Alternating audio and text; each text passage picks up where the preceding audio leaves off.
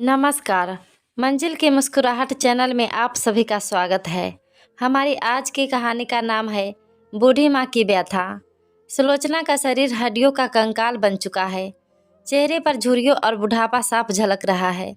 समस्त इंद्रियां हाथ और पैर जवाब दे चुके हैं। अब हालात ऐसे हैं कि चला भी नहीं जाता और दिन भर बिस्तर पर पड़ी रहती है। उनका बेटा गोपाल उनकी खिदमत करे, इसके अलावा उनके मन में कोई और आशा शेष न है। गोपाल जब 5 वर्ष का था तभी सुलोचना के पति का देहांत हो गया था। गोपाल की इच्छाओं को पूरा करने के लिए सुलोचना ने क्या क्या संघर्ष नहीं किया। उसने रात दिन एक कर खेतों में मेहनत की, गाय भैंस पालकर खुद को दूध के स्वाद से वंचित रखा, पर गोपाल को नहीं। गोपाल के पीने के बाद जितना दूध बच जाता वह उसे बेच दिया करती। दूध और फसल बेचकर जितना भी पैसा कमाया वह गोपाल की पढ़ाई और उसकी शान शौकत में ही खर्च कर दिया। अपनी इच्छाओं के बारे में तो कभी सोचा तक नहीं। बस इच्छा तो यही थी कि गोपाल पढ़ लिख लेगा तो घर की सारी समस्याओं का समाधान हो जाएगा।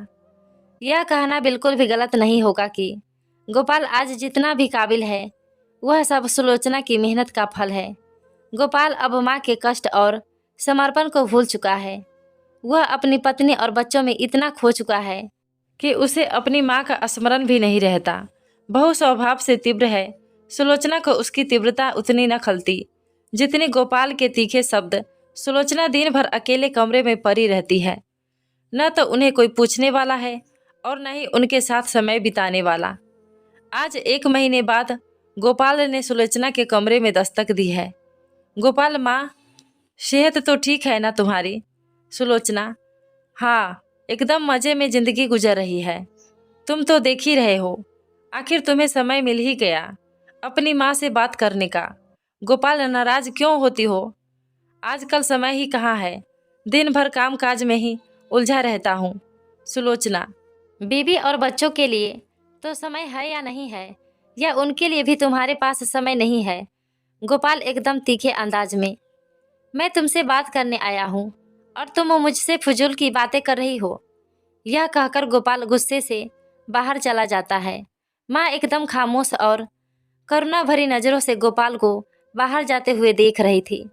वह बिस्तर में लेट गई।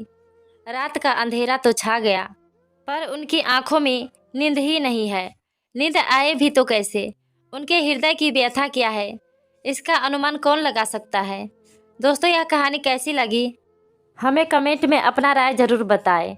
साथ ही चैनल पर नए हैं तो सब्सक्राइब कर दीजिए। धन्यवाद।